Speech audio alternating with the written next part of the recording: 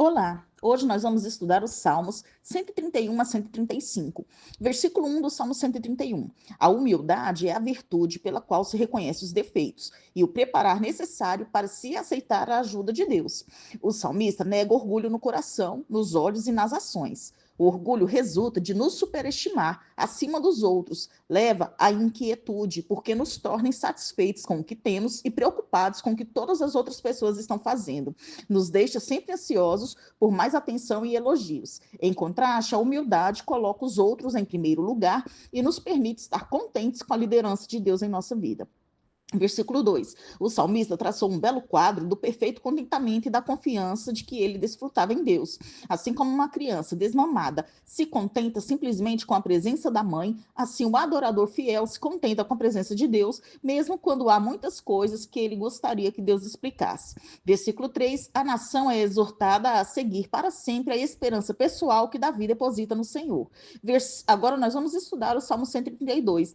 Versículo 1 do Salmo 132. Os livros históricos registram as dificuldades enfrentadas por Davi ao buscar servir fielmente ao Senhor, mas ao que talvez seja uma referência específica ao anseio de Davi em levar a arca para Jerusalém e sua angústia em razão do incidente com Uzá, que morreu por tocar na arca em 2 Samuel 6, versículos 6 a 8. Versículos 2 a 5. De modo semelhante aos sentimentos de Davi, registrados em 2 Samuel 7, ele se sentiu mal por ter um lugar de habitação confortável, enquanto a Arca da Aliança, o principal símbolo da presença de Deus, ainda não tinha uma casa própria, uma estrutura permanente. Versículos 6 e 7. O salmista resume a história da instalação da arca num tabernáculo em Jerusalém. Efrata era uma região próxima a Belém, onde Davi recebeu notícias a respeito da arca. Jaar também era conhecida como Kiriat Jearim, onde a arca foi recuperada dos filisteus. Relembrando o cortejo cerimonial que acompanhou a arca até Jerusalém, o salmista convoca o povo do Senhor a entrar no templo. O estrado de seus pés é uma maneira comum de alguém se referir à arca da aliança, pois o Senhor revela-se entronizado por cima da arca, descansando sobre ela os seus pés. Versículos 8 a 10. Adaptando as palavras da oração de Salomão em 2 Crônicas 6, versículo 41, o salmista ora para que Deus esteja presente em seu lugar de repouso escolhido. A arca simboliza o repouso do Senhor, servindo como uma representação visível da presença de Deus e exercendo um papel central na Guerra Santa.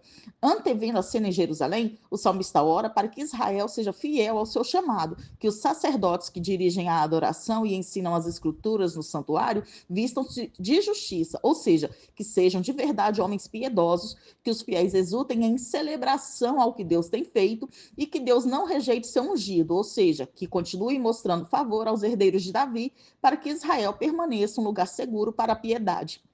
Versículos 11 e 12. Assim como Davi jurou ao Senhor, assim também o Senhor jurou fidelidade a Davi. O Senhor prometeu sustentar a monarquia davídica, mantendo um dos seus descendentes no trono. Porém, a condicionalidade sempre esteve implícita nessa promessa, pois era esperado que o líder escolhido por Deus obedecesse à sua lei, servindo de exemplo para a comunidade. Versículos 13 e 14. Deus escolheu a Sião e fez com que o templo fosse construído ali, como reflexo terreno de sua residência celeste. Nesse sentido, o templo era seu palácio, de onde ele governava o mundo. Porém, a designação de Sião como habitação eterna do Senhor trouxe uma falsa sensação de segurança aos israelitas. Eles julgaram que o Senhor jamais permitiria que Jerusalém fosse conquistada ou destruída.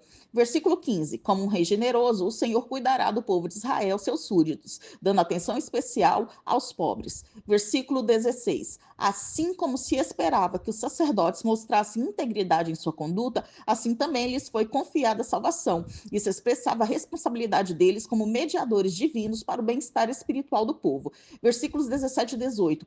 Preparar uma lâmpada descreve metaforicamente a permanência da dinastia e a presença visível de Deus no trono. A força de Davi seria manifestada em seus descendentes poderosos. Salomão, filho de Davi, foi realmente um rei glorioso, mas esses versículos se referem a outro futuro descendente de Davi, Jesus Cristo, o Messias. O poder, a força e a glória dele durarão para sempre.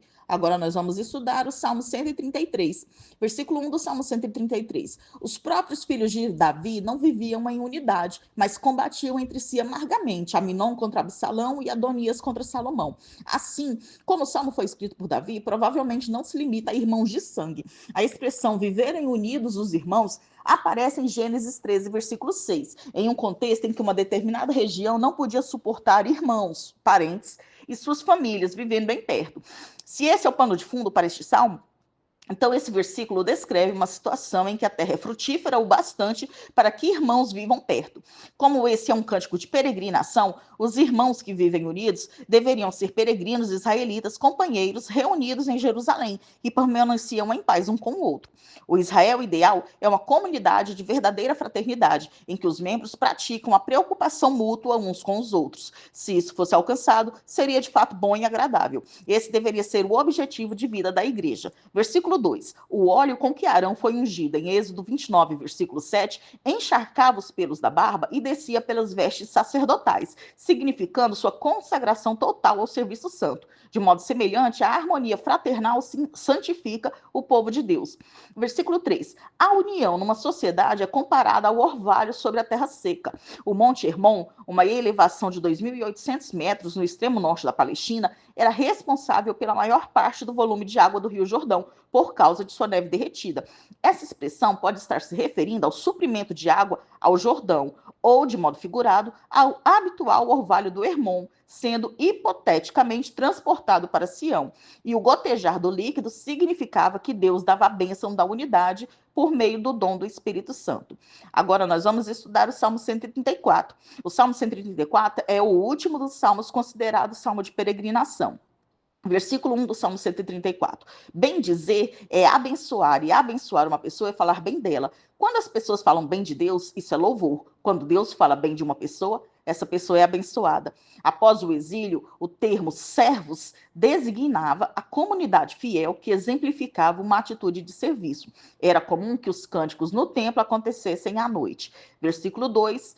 Levantar as mãos era uma prática de louvor comum no Antigo Testamento. Versículo 3. Como a presença divina residia no tabernáculo, em Sião, no templo, lá seria a fonte da bênção divina na perspectiva humana. O salmista evoca o fato de que o Senhor é o Criador do céu e da terra e a bênção só pode vir dele.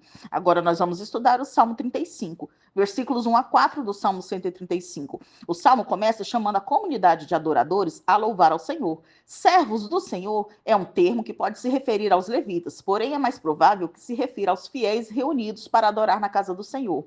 Sobre o nome do Senhor é normalmente o objeto de afetos religiosos, como louvor, amor, confiança e esperança. O nome do Senhor é uma forma de falar sobre a sua presença pessoal e, particularmente, como ele se faz conhecido por meio de sua aliança. O motivo para o louvor é apresentado no versículo 4, pois o Senhor escolheu Jacó para ser dele. Este é um chamado à humildade, gratidão e fidelidade por parte dos adoradores. Versículos 5 a 7. O Salmo passa a considerar outro motivo para louvar o Senhor, porque ele é grande e está acima de todos os deuses. As nações pagãs não podiam nem imaginar um Deus como o Senhor. Isso significa que o que agrada ao Senhor, ele o faz, e não existe poder algum que possa impedi-lo. Nem o mar, que culturalmente representava as forças do caos no Antigo Oriente, nem a chuva com seus relâmpagos, que parece uma referência ao falso deus Baal, que era considerado o deus da tempestade pelos cananeus.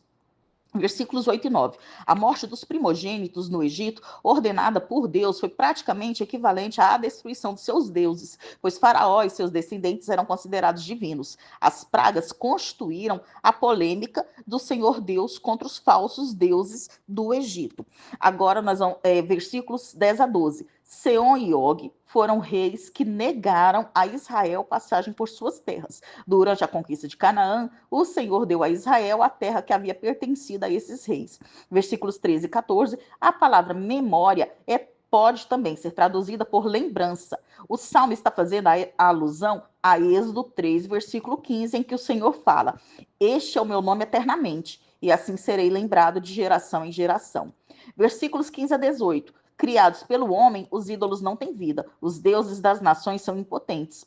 Embora as imagens de fundição pareçam ter características humanas, são incapazes de agir por si mesmas. Aqueles que criam ídolos e neles depositam a sua confiança serão semelhantes a eles, impotentes e ineficazes. Versículos 19 a 21. Cada setor é chamado para bendizer e reconhecer o Senhor como sendo seu Deus, começando com a nação, Israel, o sumo sacerdote, que é a casa de Arão, o sacerdócio, que é a casa de Levi, e concluindo com a comunidade dos que temem ao Senhor. Nós terminamos aqui o estudo do Salmo 131 a 135.